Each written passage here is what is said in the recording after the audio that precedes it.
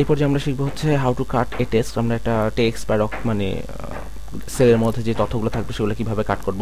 তো কাট করতে গেলে প্রথমে আমাকে যেটা করতে হবে সেটা হচ্ছে প্রথমে ব্লক করতে হবে।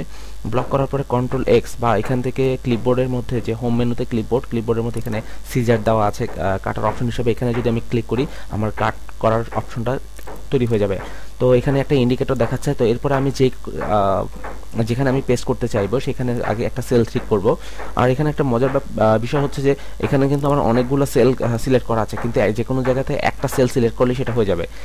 তো এখন আমরা কাট করেছি, এখন পেস্ট করব। পেস্ট করার শর্টকাট হচ্ছে কন্ট্রোল+ভি। আমরা চাইলে এখান থেকেও হোম মেনুতে এখানে যে অপশন আছে ক্লিপবোর্ডে যে পেস্ট অপশনটা আছে আমরা এখান থেকে ক্লিক করলেও আমাদের পেস্টটা হয়ে যাবে।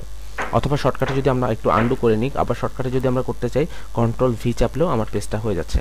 তো এইভাবে করে আমি কাট করে নিয়ে আসতে পারি যে কোনো ডকুমেন্টস বা যে কোনো লেখা।